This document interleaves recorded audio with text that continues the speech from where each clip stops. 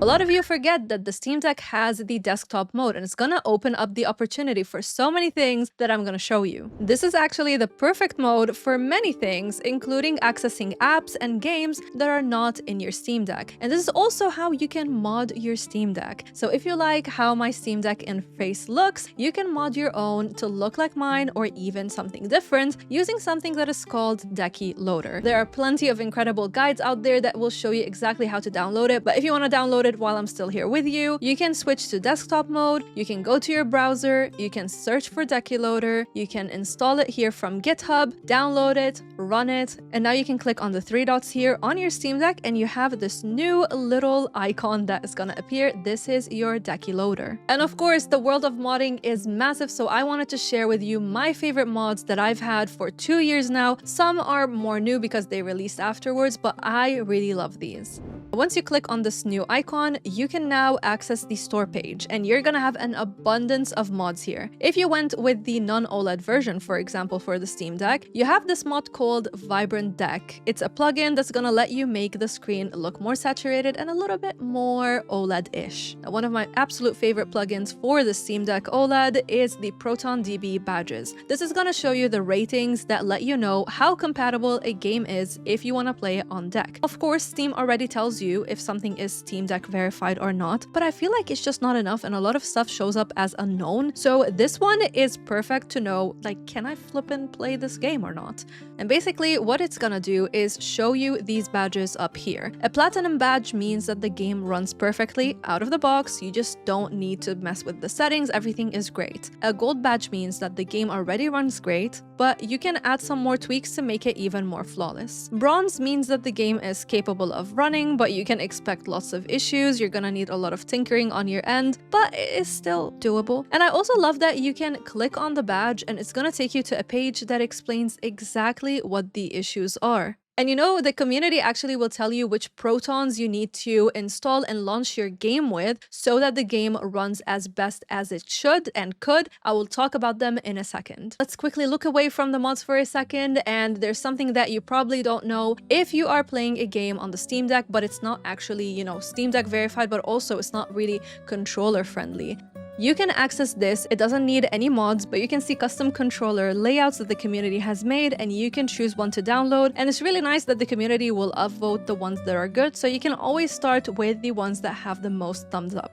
Another amazing mod is the HLTB, or How Long to Beat plugin. If you don't know, there's a website, it's literally called How Long to Beat, and this one is perfect to know how long a game takes to beat. Now, what it's gonna do when you install the plugin is now you don't have to leave your Steam Deck or use your phone to see how long something is gonna take you to beat. This plugin is basically going to tell you how long the main story is gonna take, how long the main story plus extras are gonna take, how long it's gonna take you if you are a completionist, as well as the overall average playtime, where it kind of like divides different styles and lets you know how long that is gonna take as well.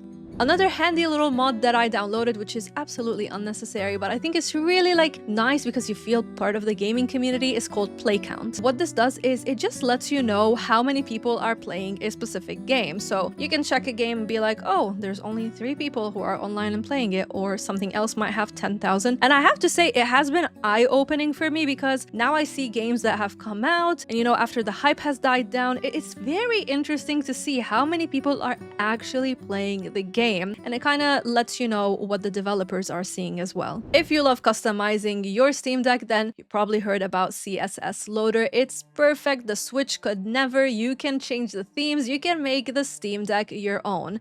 So after you download the plugin, you can click on this little arrow here and you're gonna see a wide range of themes that you can download. You can make your Steam Deck look like mine. Mine is a tribute to Cyberpunk. I love Cyberpunk, but you can also go with Persona 5 or make it look like a Nintendo Switch or anything else. Another mod that I feel like goes hand in hand with this one is the animation changer. So this one is basically gonna change how the animation is when you turn on your Steam Deck. I have a few cute picks like Jinx and Fallout 4, Starfield. Again, it's just a tribute to games that I really love, and I just want to see them whenever I log into my Steam Deck. And you can go even further and change how the Steam Deck sounds. So when you press different buttons, it's gonna give out different sounds. Right now, I know it makes no sense. Yes, I have the theme game as Cyberpunk, but I want my Steam Deck to sound like Animal Crossing, so that's what I did. But if you want something else, you can, and you get that by downloading the Audio Loader plugin. And if you thought that's all, no, it's not. You can also change the music that's playing when you browse a game. So it's kind of like, you know how PlayStation is when you are hovering over a game and it puts out the sound of it? You could do that here as well by downloading this other plugin. Another thing that we touched on very quickly, and I want to talk a little bit more about it, is how to add different apps and different games that are non-Steam related, but also how to customize them so that your Steam Deck still looks coherent and it looks like you don't want these gray screens, right? So first, if you use an app like, you know, Google, or you want to add a game from Epic or whatever, all you have to do is, again, remember how I said it's very important that, you know, you can access the desktop mode. You can go there, you can add it to your Steam library. And I actually recommend adding the desktop mode itself, because right now you probably have to click on the power button and then switch to the desktop mode. But what if I told you it could be a lot easier and it feels like launching an app? Yes, you could do that. First, you go to the desktop mode using the old way, but you're not going to use that anymore. From there, click the start menu. You're going to search for the nested desktop. And if you don't have a mouse selected because you can't access the right button on the mouse, that's fine. All you have to do is use the left trackpad to hover over it. Then press L2 and add it to Steam. And this is where the mod that I told you about is gonna be great, because you want to change the art of how this looks, because when you first add it, it looks ugly. You can change it. You can change it how it looks like in the library, but also on your homepage. But not only that, you can also change how pretty much all the games that you have look like with the art that they have on the cases.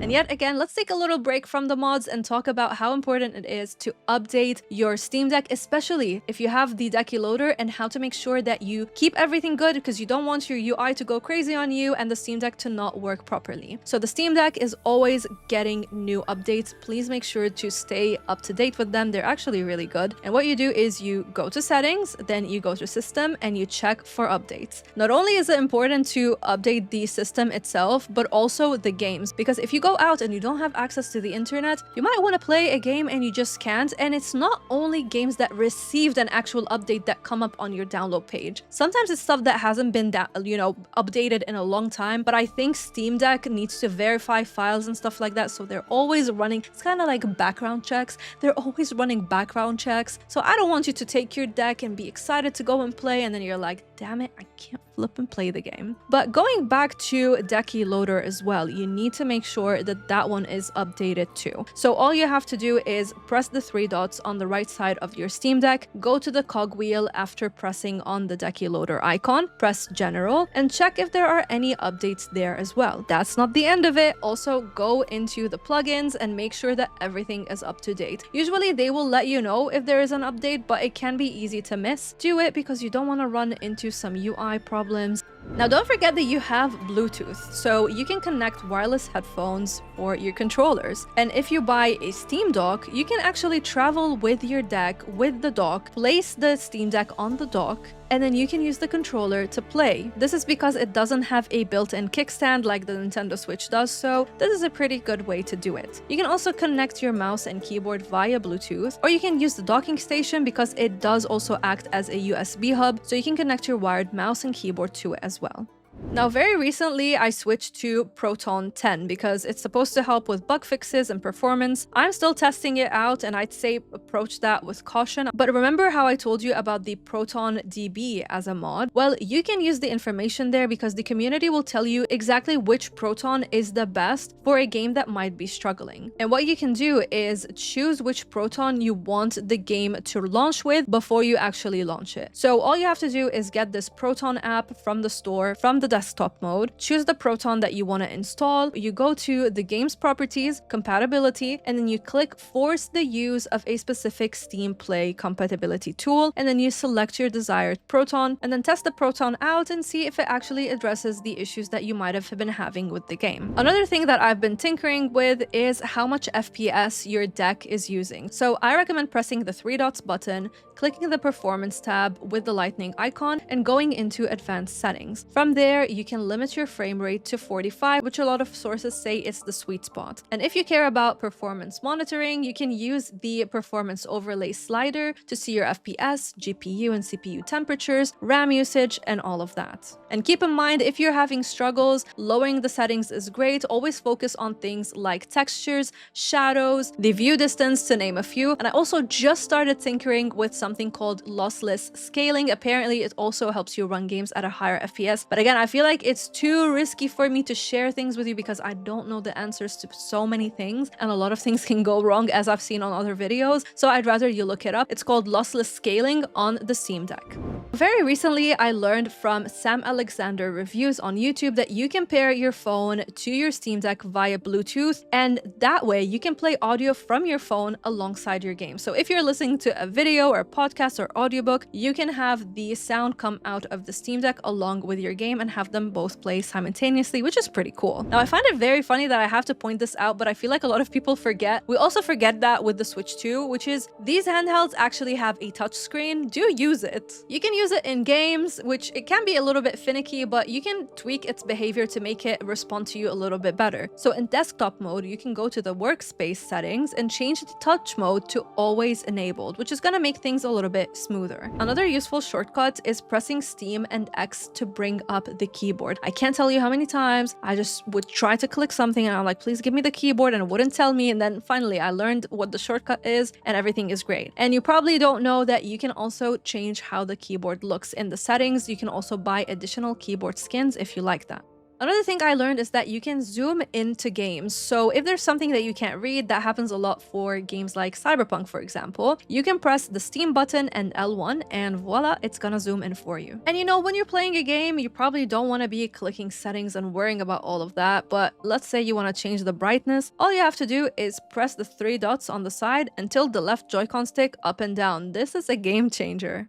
This part is not any mods or anything like that, but I know that our voting poll got a lot of people wanting me to make videos about Steam Deck recommendations. I swear, I'm doing my best. I'm streaming every single day. So many things are happening right now that I couldn't do it. But what I'm gonna do is, for now, let me give you some quick, rapid fire recommendations if you're interested. So if you like RPGs, I highly recommend Baldur's Gate 3. It runs really well on the Steam Deck. If you love, turn-based games, you love playing with friends, this one is perfect. I also enjoyed Diablo 4, which ran flawlessly for me. I know a lot of people are always complaining about microtransactions. Guys, I have over 100 hours in the game and I not once had to buy a single microtransaction. I've also heard Stellar Blade runs really well on deck. Now, I personally have only played it on PlayStation, but I just bought Stellar Blade from the Steam Winter Sale, so I'll make sure to try it on the Steam Deck and let you know how it runs there. There's also Kingdoms of Amalur: Re-Reckoning. This one is more of a older, RPG, but if you love deep RPGs with strong world building, this one is really fun. I also played Shin Megami Tensei 5 Vengeance last year on deck. Was it last year or the year before? I don't remember. But I was really surprised at how well it ran. So if you love turn-based RPGs, this one is great. We also have Final Fantasy 7. It runs really well, along with The Witcher 3, Cyberpunk 2077. Now, the text can be small in Cyberpunk, but you can use the zoom feature that I mentioned earlier. And Hogwarts Legacy, my game of the year for 2023, that one also runs fantastically on the Steam Deck. And for my farming and cozy game lovelies, don't think I forgot about you. I actually have covered a lot of these games on the channel, and pretty much the majority of them run really well on the Steam Deck. I'll leave a few videos for you down below for my top 20, for example, farming games, as well as my top cozy non-farming game series that I have going on that has been doing really well. And I am working on a new top 20 farming games of all time, which is going to come out very soon, so stay tuned for that. Let me know any other secrets that you know about the Steam Deck that you feel like a lot of people don't know about. Let's share all of our experiences in the comment section. And if this video was helpful, do me a favor and squish the like and subscribe buttons. I have a lot more Steam Deck videos coming up. Thank you to my YouTube and Patreon bubblies who make videos like this possible, and a shout out goes to the Game Dimension, Jake, Logan, Stella, and Yugoslav for going the extra mile. Until next time, stay bubbly.